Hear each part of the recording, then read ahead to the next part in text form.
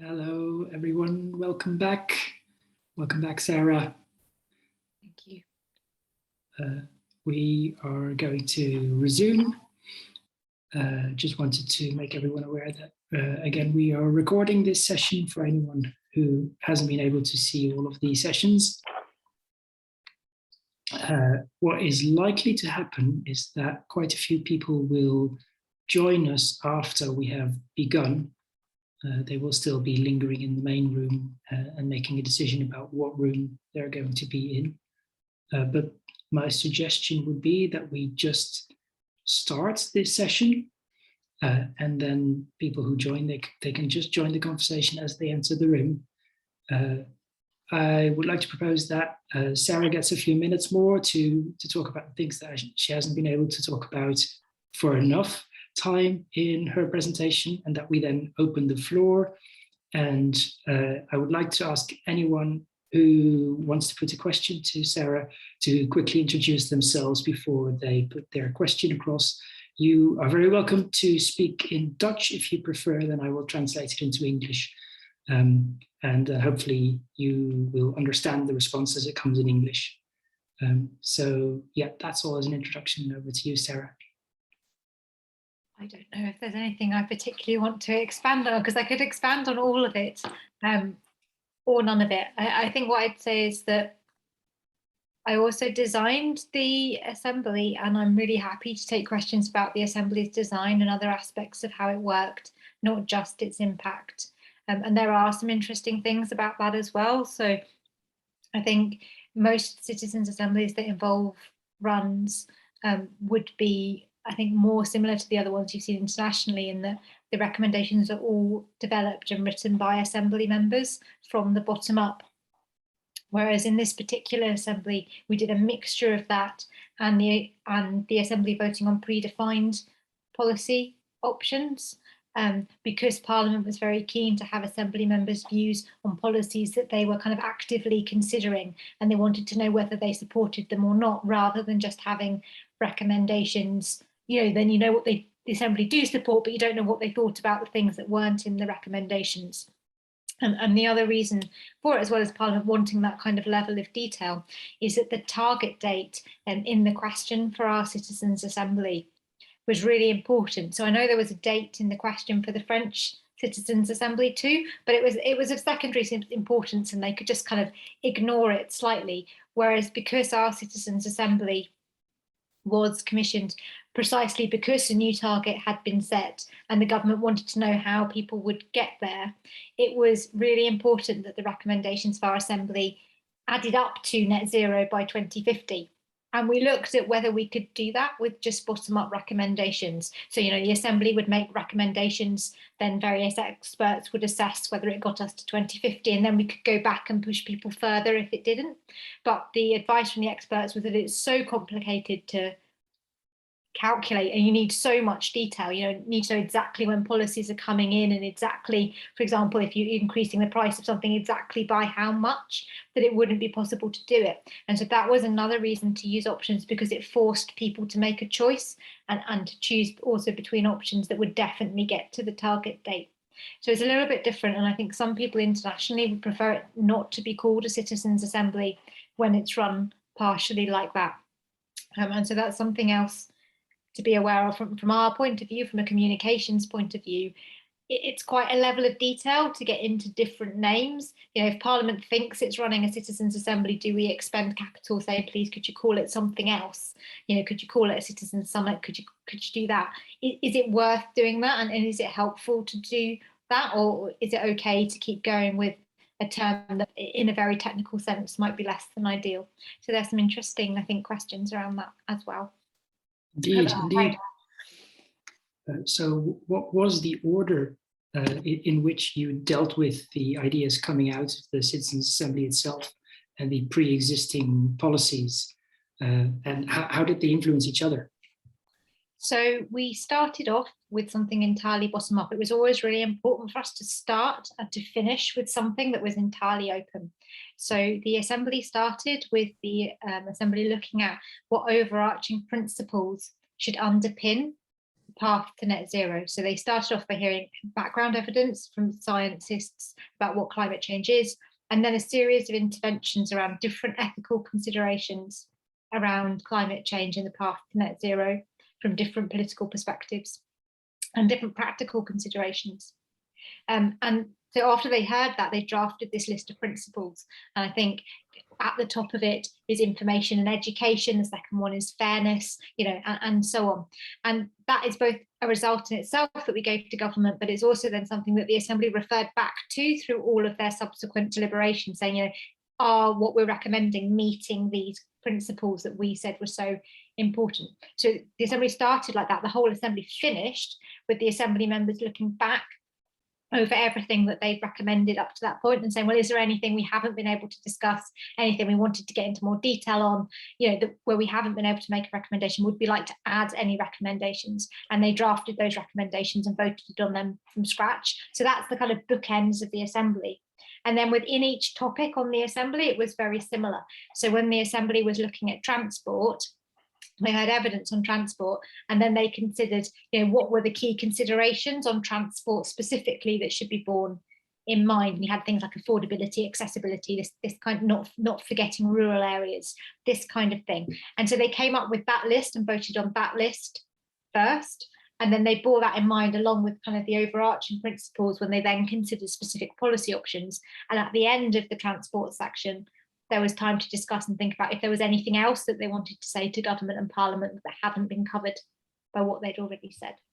So that was the idea, to a hybrid to bookend everything.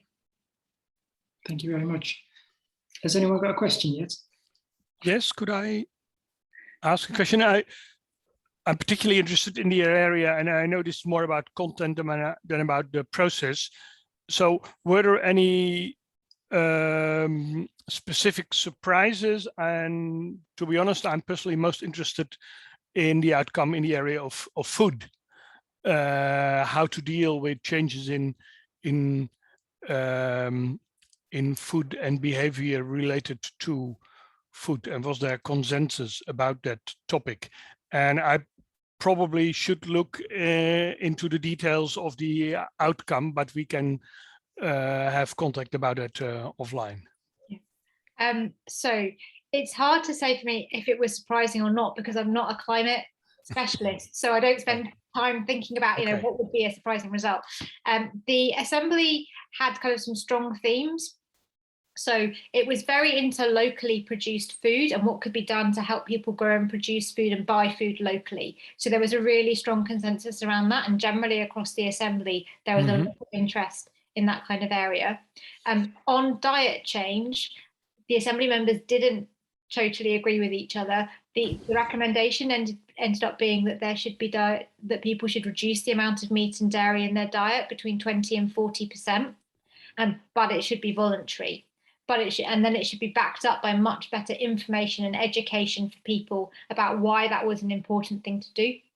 So I talked about the Assembly members survey and people reporting that they change aspects of their lives, and some Assembly members have changed their diet or changed what type of milk they drink, and they're making those changes because they understand better the consequences. So they also kind of back some various specific policies. So one of the policies they backed was around food labelling, not because they thought it would make people change their behaviour, because they had really strong evidence that it doesn't make people change their behaviour, but because they were thinking, having this new belief that they wanted to be able to walk into a supermarket and buy things that were good for the environment. They wouldn't know what to buy unless things were labelled. So it wouldn't make you change your behaviour, but if you wanted to change your behaviour, you needed something that allowed you to do it.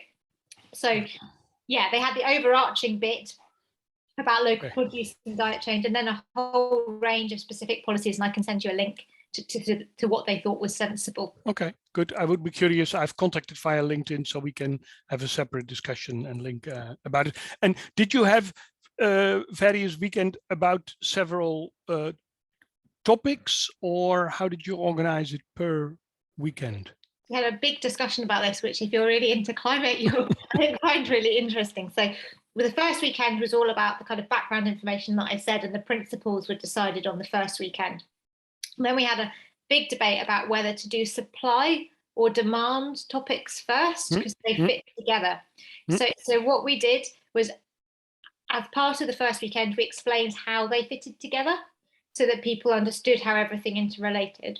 Then at the beginning of the second weekend, we did an introduction to supply issues so that people had like a bit of a background understanding of that. And then we spent the rest of that weekend and the second one looking at the demand side of things. That's what we did first. And the assembly split into 3 groups so that they could cover more topics in the time. So one group looked at transport, so travel on land and travel by air. Travel and sea, land and sea, travel by land and sea and travel by air, surface transport and travel by air. One looked at what we buy and what we eat. And one looked at in the home, so heat and energy use in the home. And that allowed them to get into kind of a lot of detail on those topics. And then the final weekend, which turned into 3 weekends because of COVID and being on, having to move online, we looked at electricity, so where electricity comes from, and then actually online with a little bit more time than we were going to have. So we looked at that. We then looked at COVID itself and whether that changed any of the Assembly's thinking and what they thought about COVID and how it related to climate. And then we did the additional recommendations, so that look back and seeing if Assembly members wanted to add anything. And I mean, Remco, if you're okay with it, I have a few other questions, and I want to give also the other opportunities, but I have at least one more question, because you had meetings face-to-face and meetings online. Was there a big difference in the way the meetings were online and face-to-face, also with regard to the outcome? And of course, people knew each other, I think, when they were online and had already met each other. That makes, of course, a big difference. Huh? Yeah, I think that does help. Although since then we've run the Scotland's Climate Assembly was online from the start, so we ran that one as well, and that has also worked really well too. I was surprised at how little changed moving online, actually. So it was still able to do presentations with the speakers. We were still able to do the question and answer sessions with the speakers. So our Assembly members really liked doing questions and answers where speakers came to tables and did what we'd call speed dating or carousel. So they'd give the presentation to the whole group, and then each speaker would spend 10 minutes on each table, and they'd rotate round. And that's not that difficult to replicate online. So everyone listens to the talks, and then you have we had 3 groups at a time come online talk. In that case, because it was 3 speakers, we did max 3 speakers online, and they spent what would it be, 30 minutes swapping about between those groups. Then there was a break. Then the next 3 groups came in and did the same thing. And then we had the group discussions to decide what they thought, and they ran the same. I think I'd say that getting conversation going online is a slightly different thing. So something that we tend to do is when we get people in a room like this, we tend to ask them to imagine that they're around a table in a cafe and they're just chatting about the topic. And if they were chatting about the topic, if I'm facilitating, if they were chatting about the topic, they wouldn't look at me all the time or say everything to me. They'd talk to each other. Yep. And we asked them to think about that and do that, and to kind of make it a shared understanding that that's what we're going for. And you don't have to do that offline, but you do have to do that online. Yeah, I would observe. And did you use kind of external expert for instance, difficult questions? Or did you have a pool of kind of objective, which is of course always very difficult, objective expert, because what is objective? So did you have a science committee, objective science committee to answer difficult questions? How did you organize that? So in terms of actually at the Assembly, there were a few ways we did it. So we had 2 types of speakers. So we had speakers who were called informants, who were asked to give an overview of research in their area and the different perspectives that exist. And then we had advocates who were asked to give their own opinion or the opinion of their organisation. And obviously, if we had advocates, we had more than one with a different perspective. And Assembly members were told which was which. So we also had a process whereby speakers sent us, well, not me, sent, and I'll talk about this in a second, our expert leads. So the specialists we were talking with in developing the assembly. They sent the slides in advance so we could kind of see what they were going to cover, and if someone was missing something we thought was important for balance, we could say so. So then after the speakers' presentations, the assembly members had the questionnaire with the speakers themselves, so they could, and they really, the speakers were always very surprised at the quality of the questions. So we advise speakers to kind of flag all the issues in their presentation, and then when you get to tables, people will really dive into the bits that interested them. So that was that. And then when the assembly, after the speakers had left and the assembly members were discussing kind of what they wanted to recommend, we had our expert leads on hand. So the expert leads were 3 academics and also Chris Stark, Chief Executive of the Climate Change Committee, who all of them had kind of different, like equivalent specialist knowledge areas to the ones the Assembly were working on, and who were briefed and who worked with us on the design, and who were briefed that they had to answer questions in a balanced way, and we worked with them so that they understood what we meant by that. So that if someone asked them something, they'd say, well, some people think this and some people think that, or 90% of people think this and 10% think that, but that doesn't mean the 10% aren't right. You need to decide what you think about that. And so they were there on hand to answer questions during the Assembly's discussions. Okay.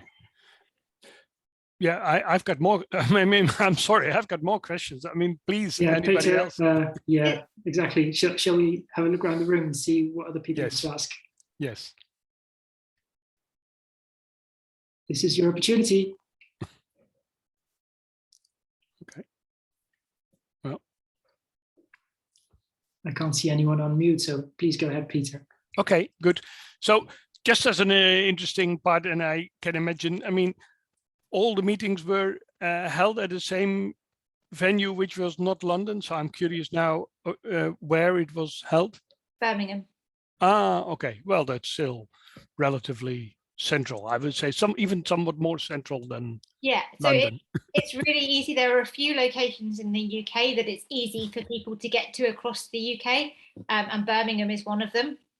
Yeah. Also has the advantage that it's cheaper than London in terms of the venue and this kind of thing. Its only drawback is that if you want politicians to attend, they're a long, most of them, unless their constituents around there, are a long way from Birmingham. And I might have missed that when you mentioned it. How many people did you invite, and how many people finally choose to be there? And were some groups overrepresented, or how did you use the kind of stratification in the people? In terms of Assembly members? Yes. So we letters went to 30,000 addresses chosen at random from the Royal Mail postcode address file. So we have a database in the UK with everybody's postcode. So 30,000 went. 80,000, 80% of those addresses were chosen at random from the whole file, and 20% were chosen at random from the most deprived areas within the file, because we tend to get lower response rates from more deprived areas, so it's worth weighting it. So we got responses. Now I'm trying to remember off the top of my head, a long time ago. I'm sorry. It was so I want to say it was at the higher end. So you never expect like that. I think 5%, something like that. So that's pretty good for a citizens assembly, people who wanted to take part and were free on the date. And from that, we asked them when they signed up the stratification question. So that was around their age, gender, ethnicity, their educational level, where in the UK they lived, whether they lived in an urban or a rural area. So we did that from their postcode, actually. We didn't ask them that, but that was the stratification criteria. And how much, if at all, they were concerned about climate change. So they were the criteria. We asked about that when they signed up. And then we were looking for 110 assembly members. We got 110, very good spread. I mean, like almost an exact match to what we were looking for. We got 108 turned up for the first weekend, so we dropped 2 immediately. But then those 108 basically stayed with the assembly throughout. A couple of them didn't attend anymore after we moved online, not because of being online, but because COVID hit and they were, for example, worked in a hospital Yeah. You know, for example, but nobody asked to be taken off the mailing list. Everyone was like, we're going to try and come, but yeah, this is now like very difficult. Okay. Yep. And 110 is an odd number. It's because we wanted at least 100, and we were worried that we would drop people over that number of weekends. And then you had tables like 8 or 7 or 8. Yeah, that's kind of where people still feel that they give a contribution and still have a wide. Yeah, and we do seating plans to make sure that there's still a good mix across all those stratification areas when people sit down. Otherwise you find that similar people sit together, and then there's no point in having the diverse people in the room. And we swap the seating plan every day as well, okay. so that people aren't with each other, so they get to hear the range of voices in the room. Okay. And also, just in case, you know, 2 people have really had enough of each other, you can move them, but it's mainly to hear that they make sure that they hear from everybody, basically.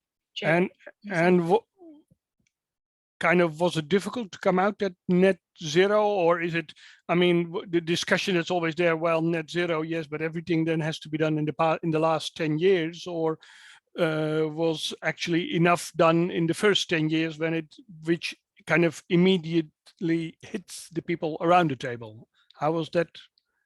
So we didn't balance? look at timescales so much. So okay. I think we had to be realistic that in the weekends that we already had like a huge range of topics that we were being asked to cover, and asking them to look at exactly when everything should happen as well was really difficult. We were able to fit some of it in. So we used, when we were doing options, we used some scenarios where we kind of packaged measures together, which definitely added up to net zero, and on that we were able to put some dates against different measures. But that's really the only thing that we could do in the time. And in general, were people, which is a general question, people kind of mind-boggling what had to happen, or when they saw everything together, they thought, well, actually, it's even possible? Or was it kind of, gosh, we have to work really hard? What was the general feeling of the people around the table? The feeling was quite different. I think at the first weekend, a lot of them, got a bit of a wake up, got like a bit of a shock.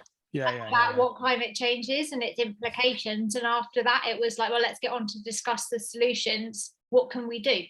And so the discussion was more like, we're going to have to do something. Which of these is it going to be, rather than should we or shouldn't we do it? And debate is then always kind of, is it more that people thought what they had to do themselves, or was it more looking, gosh, the parliament and government has to do far more and industry has to do far more, or was it also a mixed idea? It was mixed. So the idea, their view strongly was that everybody was going to have to do it, and also really that it was only acceptable if everybody did. So it wasn't okay to ask individuals to make changes if government and business and were just carrying on as they were. Because sometimes you have the discussion, well, actually the people, the 5% most earning people should do the most because their ecological footprint is highest. So actually they should work hardest, kind of. So there were definitely some policies like that got approved. So for example, a tax on frequent flyers was really well supported by the Assembly. So they felt that you should have your first flight free. So they without increased amounts, because they felt that families for whom it was kind of the only affordable way to do it should be able to have their one holiday a year, but after that there should be an increase both by how often you flew and by how far you flew, interestingly, as well, because they had evidence that in the UK, I think it's 70% of emissions are caused by 15%. Those are about the figures. The 80-20 rule also there kind of fits that 20% people have 80% of the outcome. Well, if there are others who, I find the conversation really interesting, but I've got a hand up from Martha. Yes, thank you very much for giving me the floor. I thought your questions were very interesting, so I didn't mind. So I just have some extra for that. I mean, your did you, in the end, the recommendations, how did you choose them? Did you vote by majority, or how was it decided? Yeah, so in the end, it was voted on. So in the ones where they were generating, so when it was options that we gave, it was just a vote in the end. On the ones where they generated the options themselves, there was a process where they all put forward ideas at their table, then they selected their top priorities, then the room saw, sometimes that was that, and we took all the priorities from every table, depending on time. Sometimes the room saw kind of everybody's priorities and then kind of whittled it down a bit further and combined ideas and similar ideas and this kind of thing before the vote.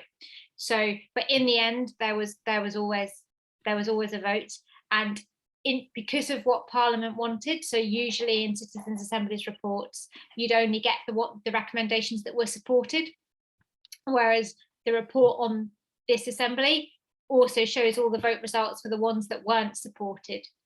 So we would say that because that's interesting too, and it contains all the reasons why things weren't supported as well. So I'd say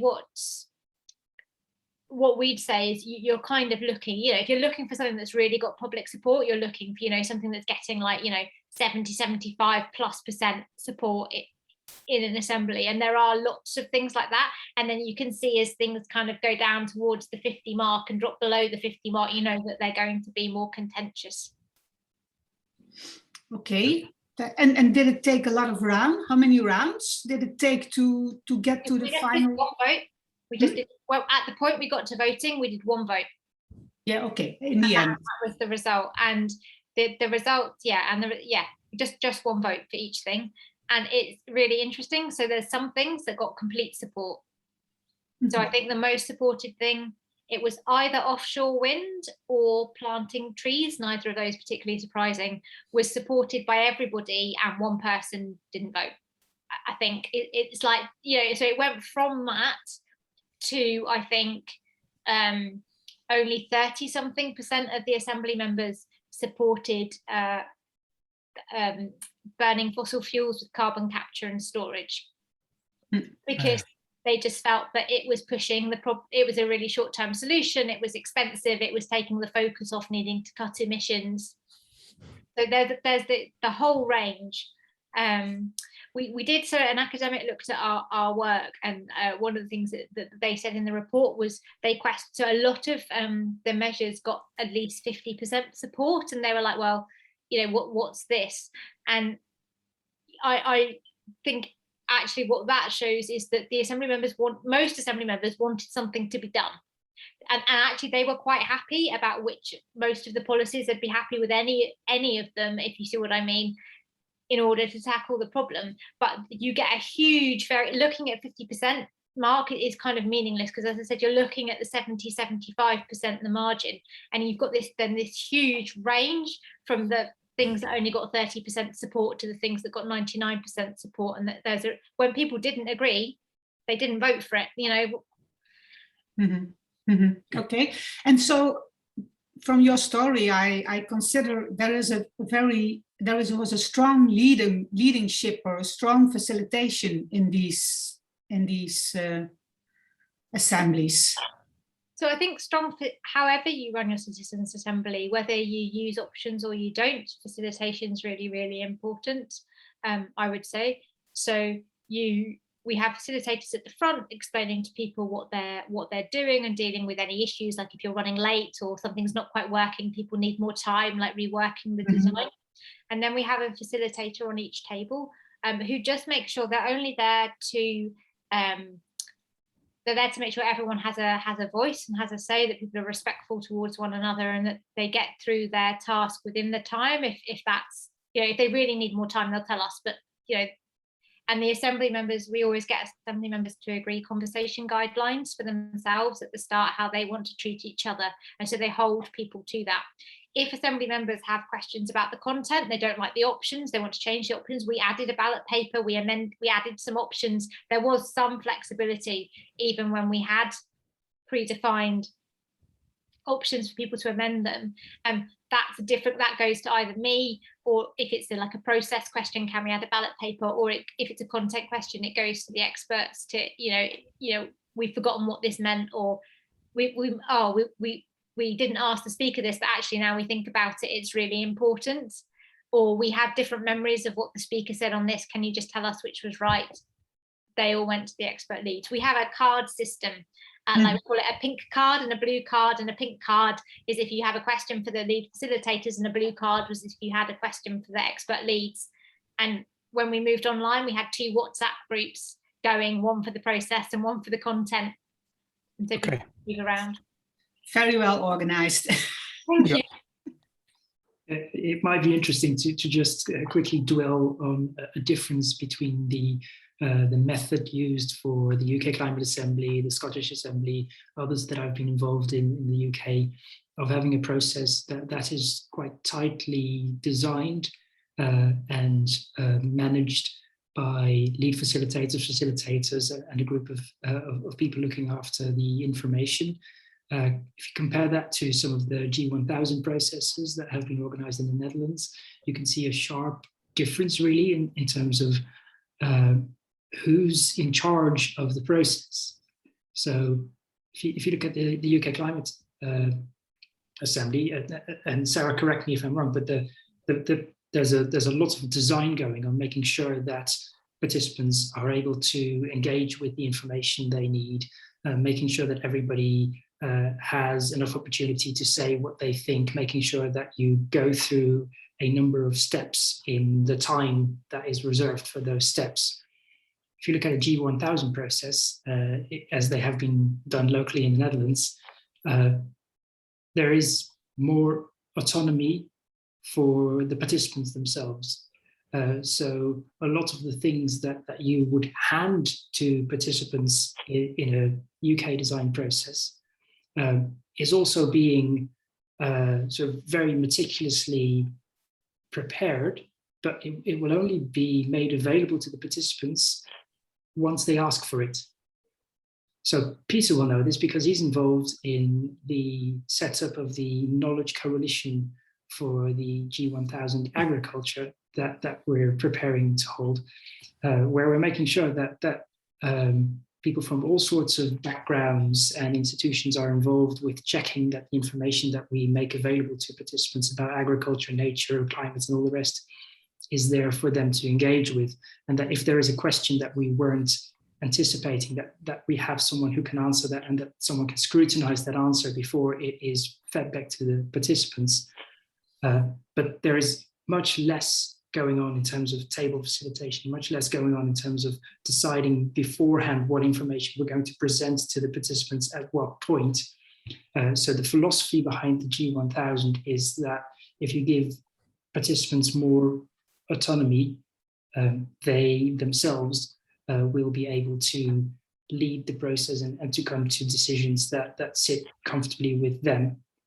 And I can see lots and lots of really interesting sort of considerations between the one model and the other model. I have much more experience with the UK model of making the process very tightly designing and organizing the process. I've not been part of a G1000 process just yet because there hasn't been one in recent times, but I'm really, really keen to see the dynamics of a group of participants who are also randomly selected by sortition, guiding themselves through this process and then deciding what information they want to engage with, and then upholding the values and the dialogue rules at their tables rather than depending on a professional facilitator. They're really interesting differences, and it'll be interesting for me to just experience how that difference is. Sarah, had you heard of the G1000 model? Yeah, I had. I didn't know so much about it, but I definitely heard about it. I think sort of two reflections. I'd actually be really interested, like you, Remco, to see one, and to see how it works, because I think, I don't know whether it's just the UK, but we definitely kind of had some louder personalities at the assembly who, if there hadn't been a facilitator on the table, would have dominated their table's discussion, and also some quieter people who when you asked them what they thought, said some really good stuff, but weren't going to say something unless you asked them. So I'd be really interested to see like how that develops in a process where they have to self police. Manage, yeah. Manage. I think the flexibility over the agenda is something that we have done in some of the processes that we've run, in that people have been able to choose where they want to focus, but not in the UK Climate Assembly. And usually, you're right, Remco, it's not been really normally how we've done stuff. And I think we've always felt very time constrained. That the assemblies, the weekends happen quickly after each other. There wasn't kind of time to ask people where they wanted to focus, and then find a whole set of speakers who were able to talk to that for them in a balanced way. And with more time, I think it would be definitely good to be able to hand more control around that to participants. It also depends on the brief you're responding to. So we had 6 committees with different remits who all wanted us to cover their area in the time, and they wouldn't have been. It wasn't okay for us to go, well, you know what, the assembly members aren't interested in your area, you know. So there's also that question about what your brief is to think. And it made me think of one other thing that has disappeared out my brain, but I'm sure it will come back. Thank you. Okay, I'm sorry, I'm just going to switch to Dutch for a second, just to make sure that everyone in the room has an opportunity to also put questions to you if they're unsure about doing that in English. Dus mocht iemand een vraag hebben en die in het Nederlands willen stellen, dat is absoluut in orde. Ik wil die graag voor jullie vertalen. Dus mocht iemand met een vraag zitten, maar met wat onzekerheid over hoe die in het Engels te stellen, ga vooral je gang. Ik ben ervoor om die dan naar Sarah te vertalen in het Engels. Kijk even rond. Het maakt niemand aanstalten, dus dan gaan we terug naar het Engels. Maar wees vooral vrij om in het Nederlands te interveneren. Switching back to English now. There wasn't actually any questions lingering that people wanted to put to you in Dutch. Can I just say one other thing I think that's really interesting about when you give people control of the agenda and just needing time to get the speakers? It's maybe because there's still a bit of skepticism. I mean, I think actually it's important. I mean, Remco, I'd be interested in what everyone thinks, but it's always been very important to us that the information given to Assembly members is balanced and also is perceived to be balanced. So for Climate Assembly UK, the expert leads worked with us, and we came up with kind of, okay, so they're looking at food, the key questions they need to address here around on the path to net zero are these ones. To be able to reach a properly considered perspective on that, they need to hear this information. And the speakers we think who could cover those different perspectives are these speakers. And that kind of like A4 kind of plan of the food section, like the draft, went to an advisory panel full of with around 20 stakeholders with different perspectives to really interrogate it. And believe me, they did really interrogate it. It went to an academic panel where there were people with relevant research specialisms, and it went to officials in Parliament who are used to providing, balanced information for parliamentary committees. And so that when the invites to the speakers went out, we had a really clear process for how they'd been chosen, and we had confidence that people with very different views saw that was fair, that was a fair set of information. And obviously getting those speakers, if someone couldn't do it, we then had to go and agree somebody else. So getting that, Remco, that would have been, I think, we had a little bit more time, would have been a more involved process than you've seen before. And I think, that just needs, if you're going to get participants to choose a topic themselves, you need a bigger gap between the weekends to allow due process. Yeah, Peter can speak to that, I think. You're muted, Peter.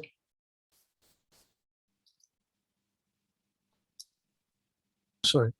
Yes, we are looking at the process that there will be more time, and we're now assembling the right mix of experts, which is already, of course, because it's all about farming and food, which is already a more closely described topic, and we are looking at to as broad a set of experts from academic and people from experience who are farming, so that it's balanced, and we probably will have more time in between, although the situation also due to COVID and due to government situation in the Netherlands is slightly uncertain at the moment, but we are more and more preparing, but not so much so that we've prepared anything and then there's a small time gap and people have forgotten it. So that's, well, we're trying to manage that in the best way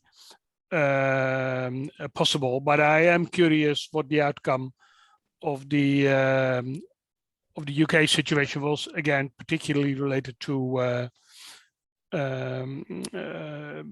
food, because it, not everybody has to fly, but everybody has to eat. Yeah. So it will be curious. And of course, Netherlands being such an important producer of food, it is particularly relevant in the Netherlands. But again, we'll have to wait until there's a green light from a new Minister of Agriculture to be announced in due time, somewhere in the future. Yes, Martha wants to respond to that. Go on. No, I have a question for Sarah, but it's regarding this agricultural G1000 session that's maybe upcoming. What's your opinion on the how do you say the samenstelling van de groepen, how the groups are formed? I mean, this discussion, it's about the future of agriculture, and I think that especially farmers want to be involved because it's their life, it's their way of living, it's their farm. So how do you think this group can be incorporated in the discussion in a good way? I mean, should there be, let's say, more farmers at the table than other people, or how would you organize that? Sarah can answer the question. I can. No, you can't. Sorry, Peter. What would be great is to hear Sarah's perspective. That's exactly from what I her want to experience, and then we can explain to her how the G1000 is going to do That's exactly what I wanted to say. Great. Perfect. Okay. So I think there's different ways of doing it, actually. So I'm actually a believer that you shouldn't that citizens' assemblies are rarely the right method by themselves, because I think that they, despite the fact that they're really good at reaching a lot of people, there are people who are still excluded from a citizens' assembly process or who might not feel comfortable to express their views. So I think if this is feeding into informed policy and feeding into informed conclusions, something you definitely could do is have a process with farmers alongside it. That's one way you could do it.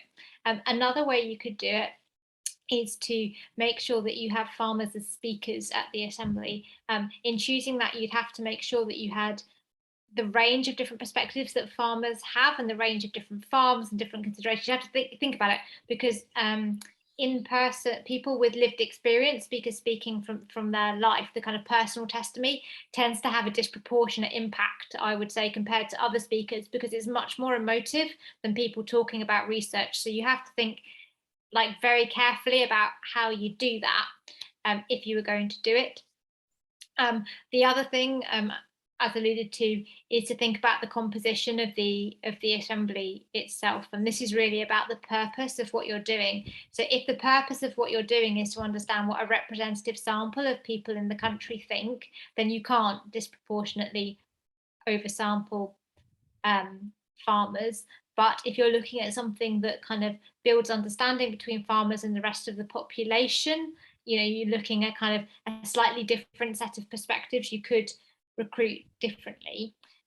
Although I would question, given the topic of the assembly, whether farmers are your only consideration, because I mean that's certainly what we we're thinking about with the Climate Assembly. So if you've got farmers, how about people who work in hospitality, you know, either kind of owning companies or who are waitresses? You know, there are so many people who are connected to food in different ways. People work in supermarkets, run supermarkets, do advertising for food. You know, it's very hard to draw a line about what professions are relevant and what are not. People who work in campaign groups around it, if you start to try and recruit certain sets of people with a particular interest in the topic. Yeah, so maybe it's better to have a discussion on the future of our food system, of our agricultural and food system, than just about agriculture. Taking into making it broader. It depends what you're looking at, but I think, you know, good policy is informed by diverse perspectives, and if you're doing a process to find out what a representative sample of the population thinks about an issue, and you have a particular stakeholder group like farmers and others, then you're going to want to be, you know, looking at them as well. Right, Remco, I hope I haven't destroyed your process and that isn't way out of line with what you're thinking. No. I'm going to pass on to Peter, who's very keen to. No, I mean, no. I actually wanted to make the same statement. First, ask Sarah, but Remco, Yeah. you're perhaps more. So you can explain the process of stratification for the intended process for stratification of the G1000 farming. Okay. So please. Okay, and then you can chip in whenever you feel like Okay. it. The G1000 agriculture is not a citizens' assembly in the narrow sense of it bringing together citizens to deliberate the topic, but uses the principle of bringing the whole system into the room. So 62.5% of those who participate will be randomly selected citizens, and then 12.5% will be people who represent the public sector, and 12.5% will be people who represent the economic sector of agriculture.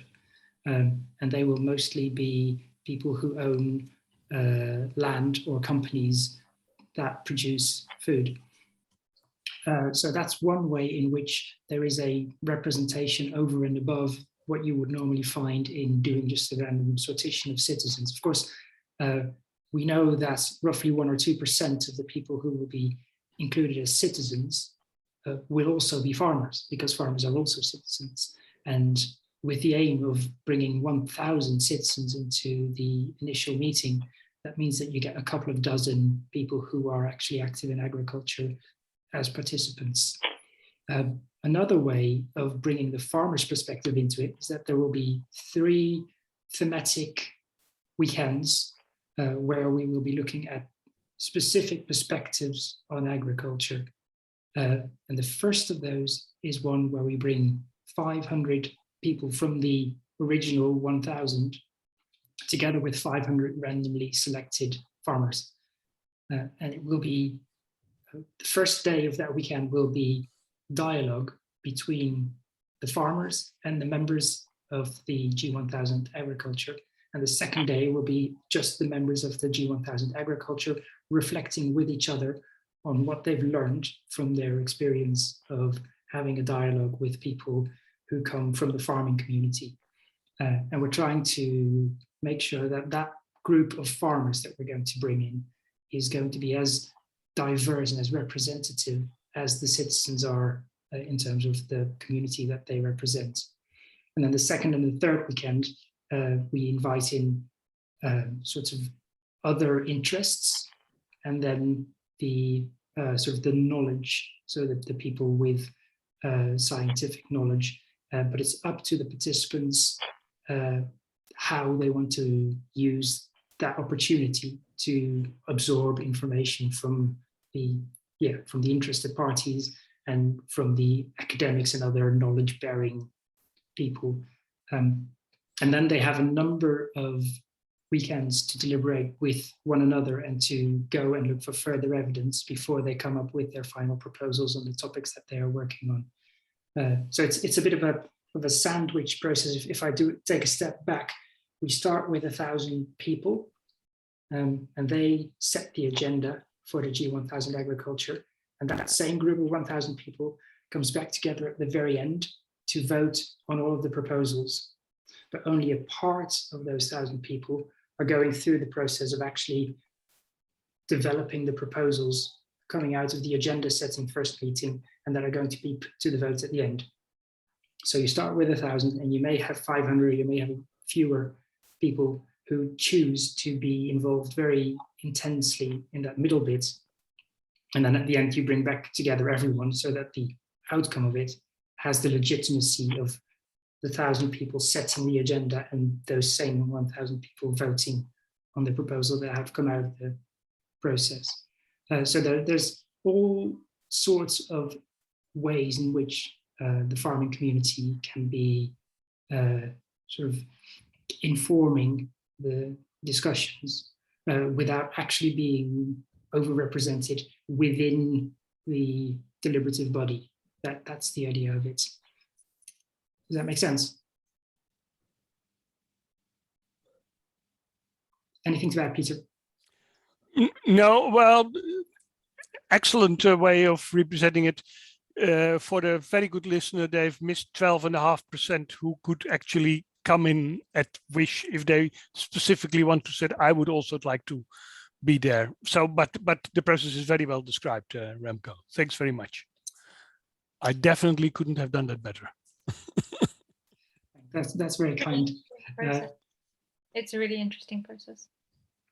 Thank you. Yeah, it would be the first ever National Citizens Assembly in the Netherlands. Well, since the one on the voting system in 2006. Yeah. So it's really breaking ground in that sense. Dutch politics haven't been exposed to deliberative democracy for such a long time, and the fact that there has been some support and some funding for us to develop this into the detail that it is right now is very promising. So we're still very hopeful about actually making this happen in the next calendar year, COVID permitting, Dutch politics permitting, but there's a tremendous amount has been done to make sure that everyone in the sector is aware of this. A lot of people in the sector have already explicitly signed agreements to say, yep, I'm supporting this process. So the whole impacts infrastructure around it has been worked on very hard and is still being developed to make sure that as soon as there is the green light, there are no issues with the legitimacy of this process, and that there is full buy-in from the sector and from the relevant political actors. So yeah, lots of things to be hopeful about, but for the moment, Dutch politics is such a mess. And we don't know how long it's going to take. Yep. Really very interesting. I would like to, I am a researcher in the field of agriculture and environment, and if I can be of any use to you, I would like so. I think I need to link you up with Peter. I've already linked to you, Marta, via LinkedIn. Okay. Okay. So fine. It's good to know that you're, and I saw you indeed in the background that you have an interest with the PBL. So yeah. Okay, thanks. We discuss this later. Yes, indeed. Thanks. I wanted to ask Sarah about one aspect of the UK Citizens Assembly on Climate, which is about interaction with citizens outside of the process. Did you have space to do any of that? No, not really. No, and we knew Mention it. The PR, yeah. We knew it from when we saw the budget, that the budget covered. We put quite a bit of involved time pro bono towards the process because the budget wasn't sufficient. So no. I mean, obviously there is the media and the social media, and we work with Assembly members who wanted to do media to support them to do it. But that's one way communication, whereas, ideally, I think it's better to have two-way, although two-way can also be done carelessly. And I think it needs thought, because obviously if you put call out for submissions, you don't get a representative sample. The submissions don't come back from a representative sample of people. You get very skewed submission. So then you have to be very careful if you're feeding that into the assembly process, that people are really aware of that. Yeah. But you know, I think we didn't even have we knew we didn't have the money, so we couldn't even think about them. Yeah, and you indicated that post-assembly, actually media coverage was your only way to highlight what had happened to people who hadn't been part of the process. So that's a real shame, I think. The media coverage, you know, we were in touch with organisations with big mailing lists. Yeah. So, you know, there was encouraging them to put things in their magazines, to put things in their newsletters, you know, but yeah, I mean, the documentary is good. I mean, that's on the BBC. I mean, that couldn't be in a better place. So that's a really welcome thing. Something you said made me think of something else. Oh yeah, so I prefer call outs around assemblies that are call outs for ideas as opposed to opinions, because you can take those ideas and present. I mean, you probably want it all over this, but for fathers, like, because you can take those ideas and give them as additional ideas for people to take or leave, rather than having asked for kind of opinions, and then the fact that it's coming from a very skewed part of the population kind of really skewing what people have said that you're then feeding in. So yeah, I like stuff that allows people to contribute ideas. But Sarah, as an outsider, and I might be wrong, and I'd like to hear your comment, the general British population is more involved than in many other countries. I know some people say that in the Netherlands people are involved. Is it because of the COP26, or also if I look at how you're kind of doing with regard minimizing your CO2 footprint, the UK is doing very well, definitely compared with the Netherlands. Although the idea is that in the Netherlands we're doing lots of things. Actually, if you look at the figures, UK is doing very well, relatively. I'm not a climate specialist. I think of course, yeah, well, we have some very ambitious targets. We don't yet have policies that add up to those targets. I don't think that's controversial. That's controversial to say. In terms of public participation and a kind of awareness on climate, you know, it's coming up and up voters' agendas. We're seeing more and more polling with more and more people putting it among the issues that they're most important about, which obviously translates into pressure on politicians to do something about it. There is still a perception, which I think is, you know, Remco, you might have a different view on this, but still a perception which I think is pretty much true, or has definite truth about it, that if you're white and middle class, you're more likely to be active on it. And if you look at XR, for example, it's not massively diverse. And so, you know, given that people who are not white and middle class are likely to be the most affected by climate change, and also the most affected by some of the policies, that's a problem. I would say, and I think, you know, an interesting question that we've also been asking ourselves, you know, at Involve is, you know, XR is really keen on citizens' assemblies, but for example, Black Lives Matter hasn't talked about them. They're not opposed. I mean, they're not said they're opposed, but they don't talk about them. And so there's something really interesting about that in terms of who's forming the two movements, and kind of what they're interested in and what they perceive the problems to be, and how empowered they feel in their own lives about kind of how they see these processes. And I think that's a really interesting thing to look at as well. Yeah, I wholeheartedly agree with this. And also, we in the industry that we are doing participative democracy, we need to look at ourselves and just consider how well we reflect the society that we work with, and are we doing as much as we can to make our own organizations more diverse, to make sure that people who come and participate in a citizens' assembly or in another deliberative process recognize themselves and their communities and the people who are organizing the process. And that is something that if I look around in the sort of the companies in the circles that I work in is definitely not quite there yet. And that is something that requires attention all the time. And yes, we are learning and we are improving, but I think we're not there yet. What's your view on that, Sarah? It's that one of the things that Involve is just starting out on in the UK is and we'll probably rename it, but what was originally called a democracy network.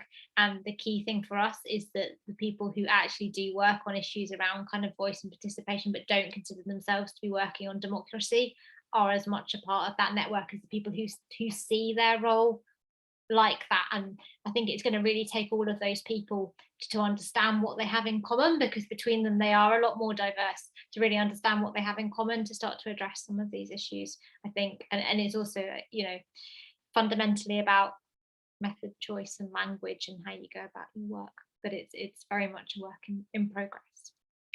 12 seconds left. Thank you so much, Sarah. Thank you to everyone who joined us for this interesting session. We're going back into the main room and we're going for a 15-minute break before we go.